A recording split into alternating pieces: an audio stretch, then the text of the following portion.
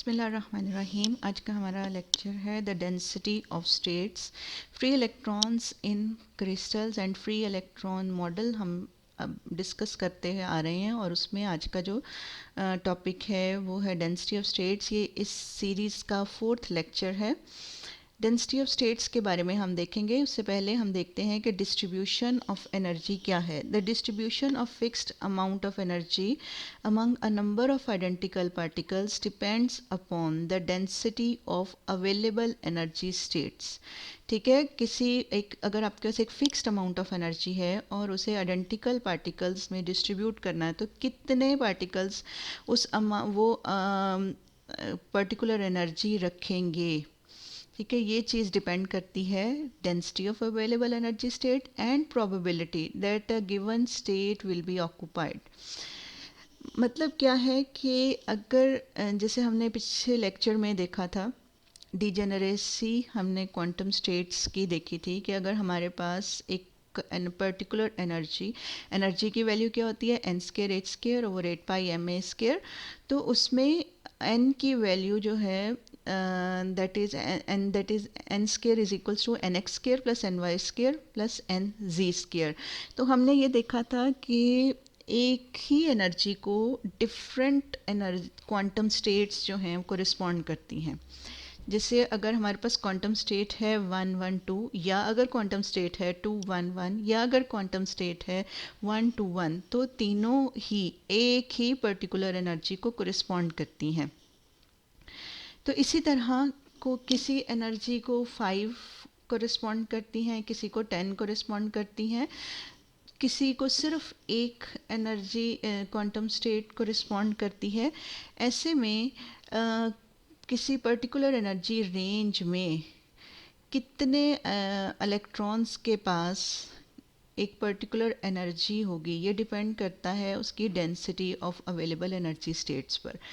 Density of energy of available energy states यही हुआ ना कि पर यूनिट वॉल्यूम एक पर्टिकुलर रेंज में पर यूनिट वॉल्यूम कितनी क्वांटम स्टेट्स अवेलेबल कितनी हैं। ठीक है, और साथ में probability that of given state. अब ये कि एनर्जी स्टेट्स तो अवेलेबल हैं, लेकिन क्या वो ऑक्यूपाइड हैं या नहीं, उनकी प्रोबेबिलिटी कि कोई स्टेट अगर अवेलेबल है, क्या वो इलेक्ट्रॉन ने ऑक्यूपाई की हुई है या नहीं की हुई।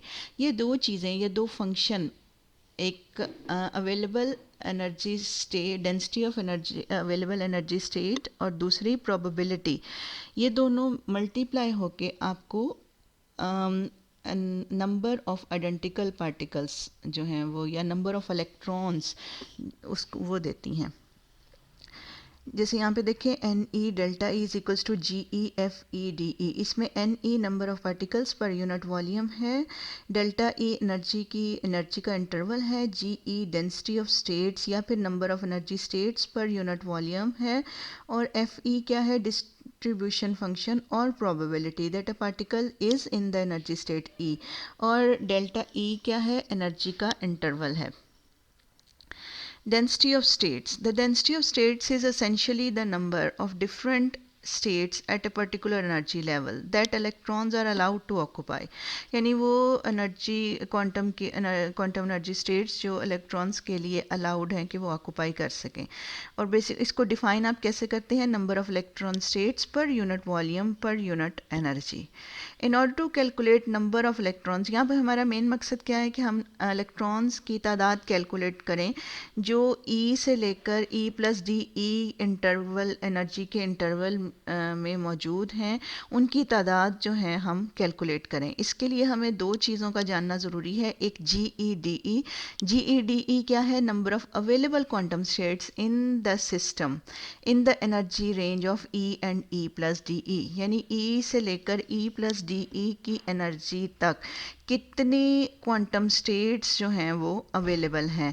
और F E the probability distribution function of electrons occupying a particular energy state E. F ई इसमें प्रोबेबिलिटी डिस्ट्रीब्यूशन फंक्शन है। ये दो चीज़ें जी ई और एफ ई अगर हमारे पास हों तो हम नंबर ऑफ इलेक्ट्रॉन्स जो किसी पर्टिकुलर स्टेट एनर्जी स्टेट ई में को रखते हैं एक पर्टिकुलर टेम्परेचर पे, उनको कैलकुलेट कर सकते हैं। एन ई डी ई यहाँ पे हम हम ले रहे हैं number of electrons in the energy interval E to E plus D E. ठीक है, अब इसमें आ जाए कि हमें कैलकुलेशन कैसे करनी है। In order to calculate density of states of electrons in the energy range E and E plus D E, let's draw two spheres. यहाँ पे हम दो स्फीयर ड्रॉ करेंगे, एक का रेडियस होगा n और एक का होगा n plus D N in the n space. इसको हम स्पेस n स्पेस का मतलब क्या है कि हम एक एक्सिस ले लें जिसको हम कहेंगे nx, एक एक्सिस ले लें उसको हम कहेंगे ny, और एक एक्सिस हम ले लें उसको हम कहेंगे nz। थ्री परपेंडिकुलर एक्सिस हम ले लें और उसमें कोई भी एक पॉइंट उस हो, जो भी पॉइंट किसी पोजीशन पे होगा तो उसके कोऑर्डिनेट्स कैसे लिखे जाएंगे, nx ny nz।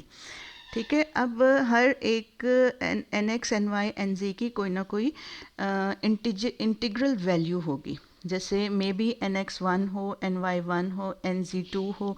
तो ये एक उस स्पेस में एक पर्टिकुलर, ये पॉइंट जो है एक पर्टिकुलर पोजीशन रखेगा।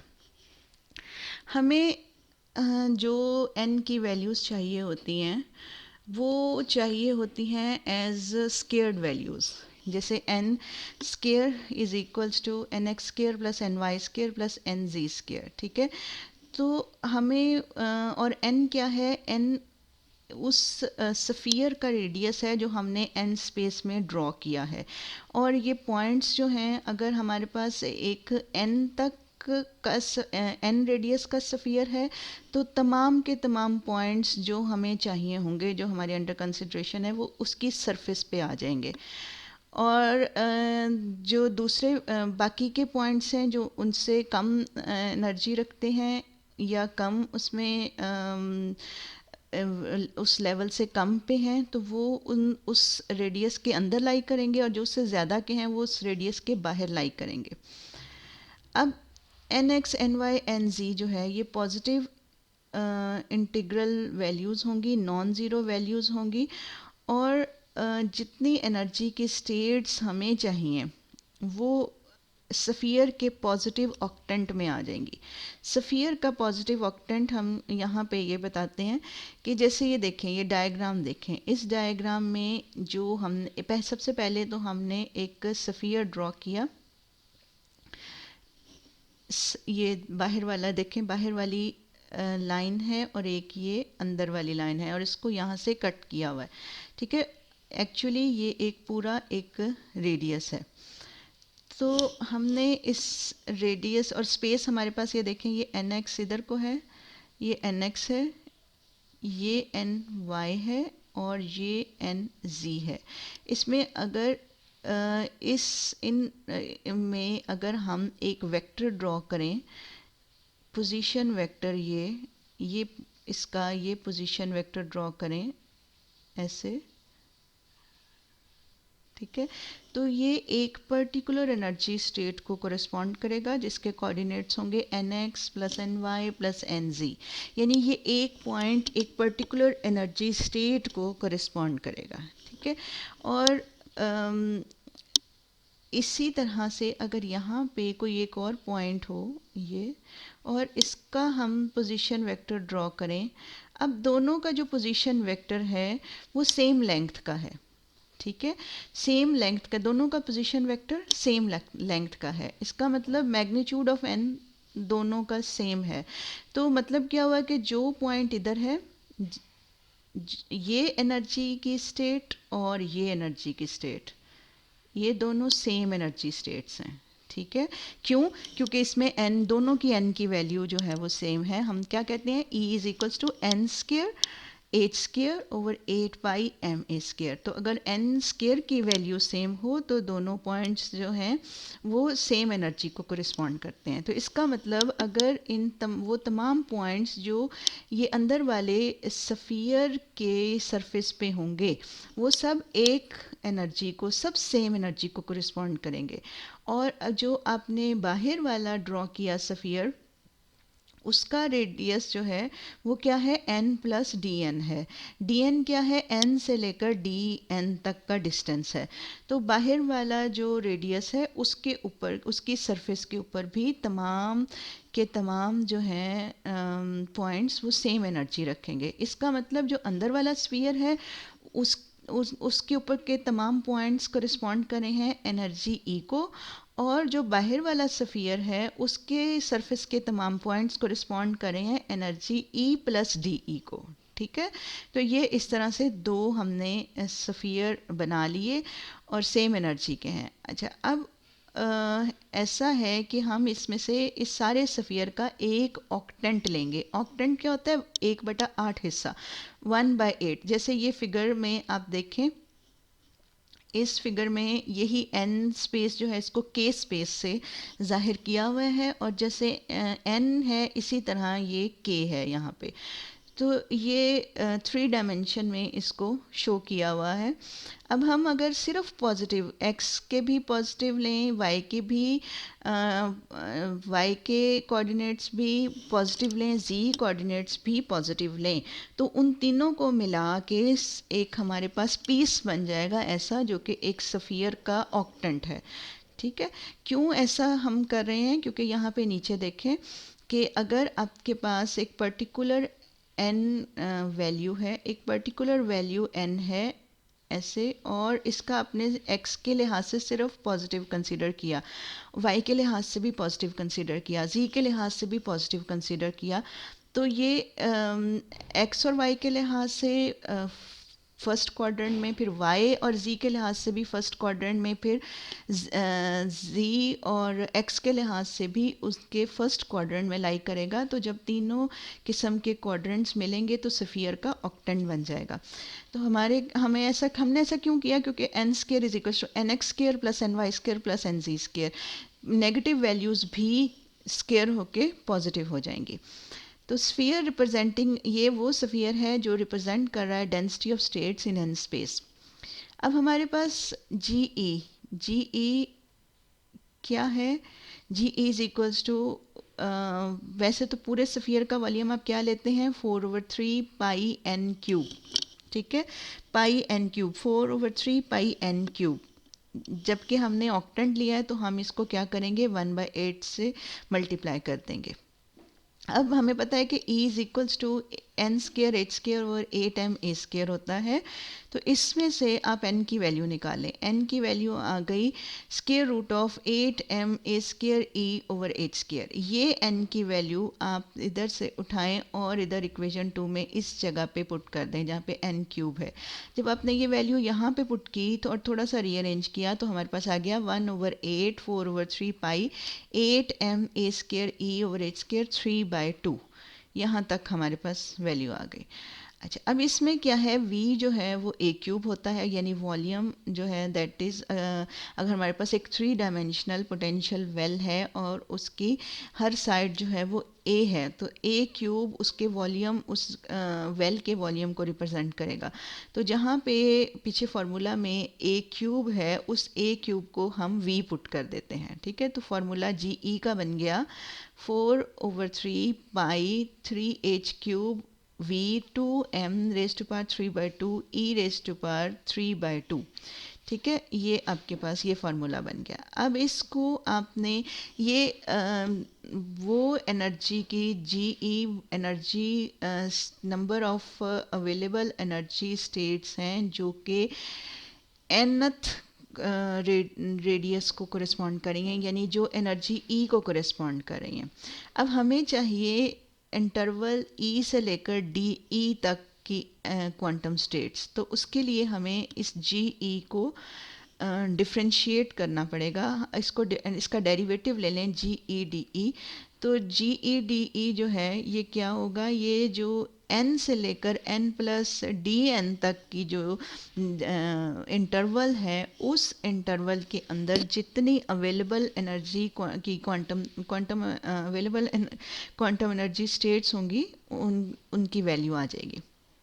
ऊपर वाली इक्वेशन का जब आपने डेरिवेटिव लिया तो ये बन गया, और इसको थोड़ा सा कैंसिल आउट करके रीअरेंज किया तो हमारे पास बन रहा है 2 pi v/h³ 2m⁻³ e⁻² (1/2 dE). आप इसमें देख सकते हैं कि GE/DE इज कोरिस्पॉन्डिंग टू या स्क्वायर रूट ऑफ ई, यानी कि पीछे ये सारे कांस्टेंट हैं, तो हम कह सकते हैं कि density of state is directly proportional to square root of E. और स्क्वायर अगर हम यहाँ पे वाई एक्सिस पे GE को ड्रॉ करते हैं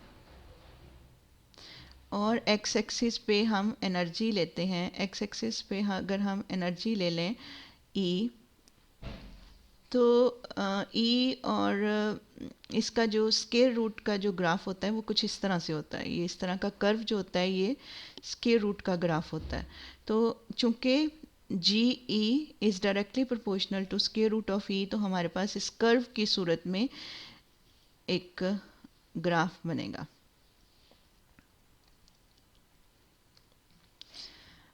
अच्छा जी, अब हमारे पास है कि ये तो हमारे पास आ गया कि GE/DE is equal to 2 pi v/h³ 2m⁻³ e⁻² dE।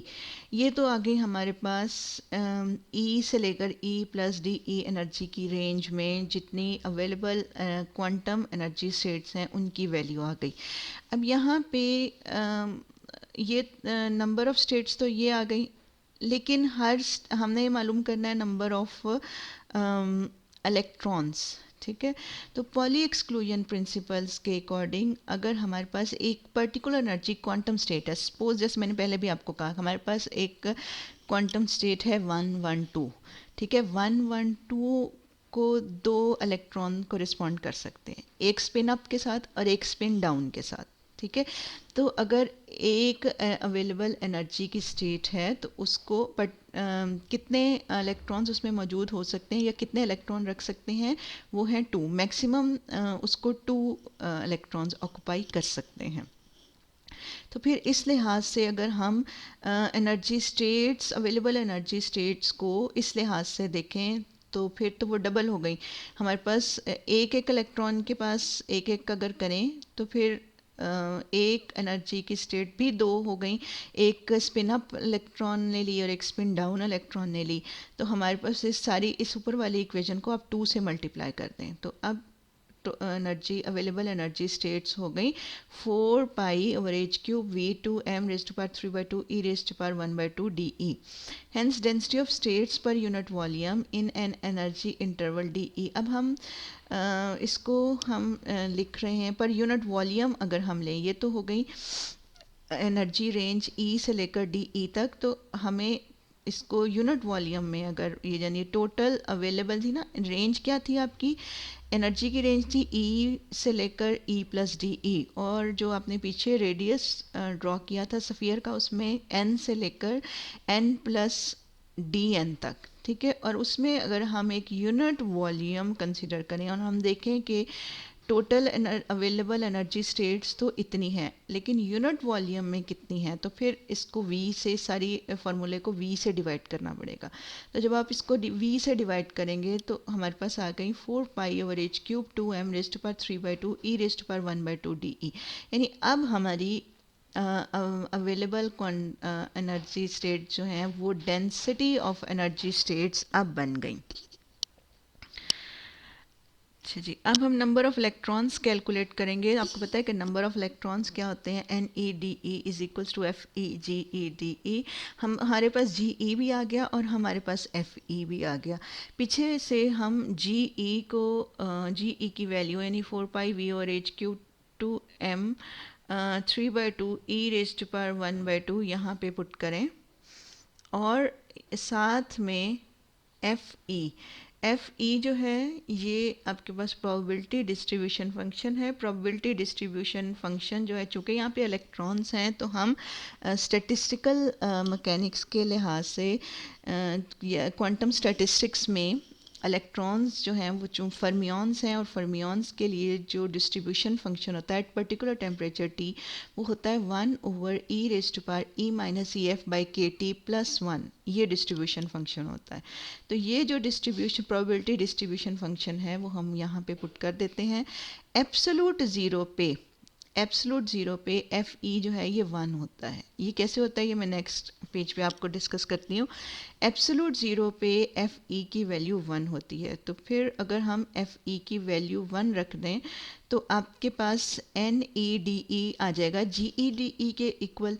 तो अगर एन ई निकालना है, टोटल अवेलेबल या टोटल नंबर ऑफ इलेक्ट्रॉन्स आप कैलकुलेट करना चाहते हैं, तो फिर इस दोनों साइड्स को आप क्या करें, इंटीग्रेट कर लें। जब आपने इनको इंटीग्रेट किया तो इस तरह से आ जाएगा। अब यहाँ पे हम एनर्जी जो है, जो ऑक्यूपाइड स्टेट्स होती हैं ज़ीरो केल्विन पे, ज़ीरो केल्विन पे ये याद रखें कि ज़ीरो केल्विन पे जो हाईएस्ट ऑक्यूपाइड एनर्जी की स्टेट होती है उसकी एनर्जी होती है फर्मी एनर्जी, उसको कहते हैं फर्मी एनर्जी, और उसको डिनोट करते हैं ई एफ से। तो इसलिए हम इंटरवल ले रहे हैं एनर्जी का ज़ीरो से लेकर ई एफ तक। E F highest occupied state की एनर्जी है और ई उसमें कोई भी एनर्जी बीच वाली हो सकती है। तो हमारे पास मिनिमम लिमिट ज़ीरो है और मैक्सिमम लिमिट जो है वो ई एफ है।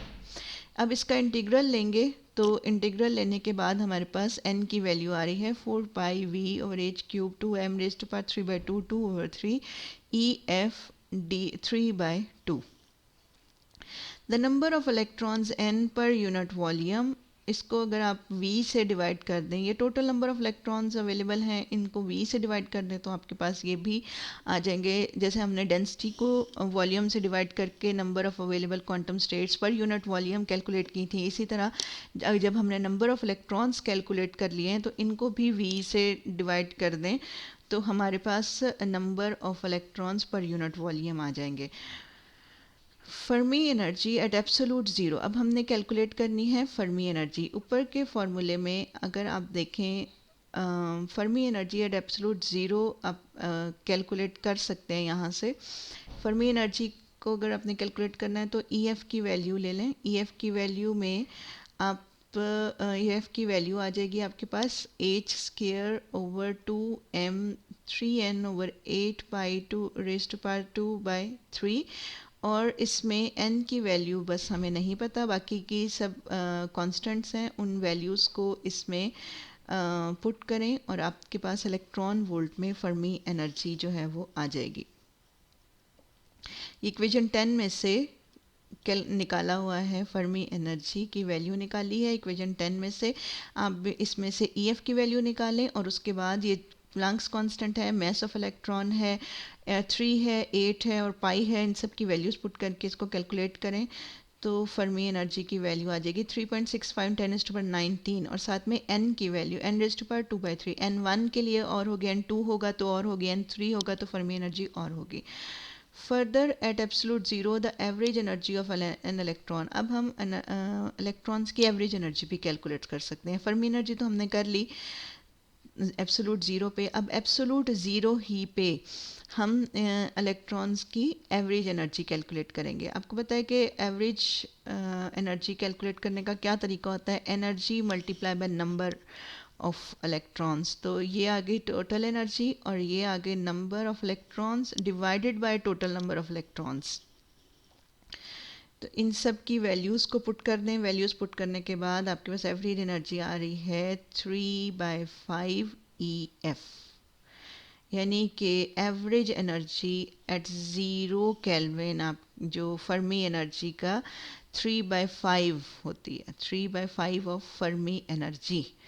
ठीक है, यहाँ पे देखें मैंने अभी बात की distribution, probability distribution function. Probability distribution function जो है वो उसकी वैल्यू दो ही होती, दो इसमें हैं पॉसिबल, एक ज़ीरो और एक 1। ठीक है, फर्मी इसमें आप अगर यहाँ से देखें ये ज़ीरो, यहाँ पे एनर्जी एक्स एक्सिस के लॉन्ग ले रहे हैं, एनर्जी ज़ीरो है और फिर एनर्जी ई एफ है।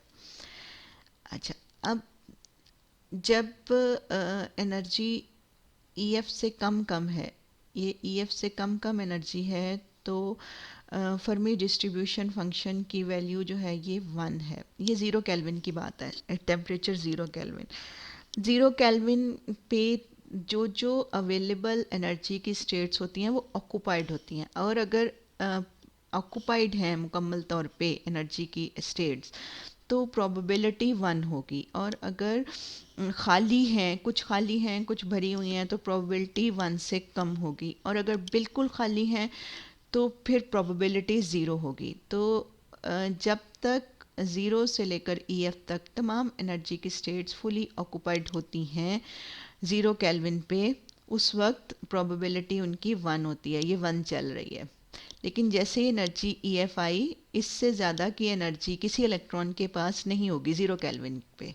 ये हाईएस्ट ऑक्यूपाइड एनर्जी लेवल होता है। इसके बाद चूंकि किसी के पास EF से ज़्यादा एनर्जी नहीं होगी, तो प्रोबेबिलिटी क्या आ जाएगी, ज़ीरो पे आ जाएगी। ठीक है, अब आगे जितनी एनर्जी है इसमें ये ज़ीरो पे ही रहेगी।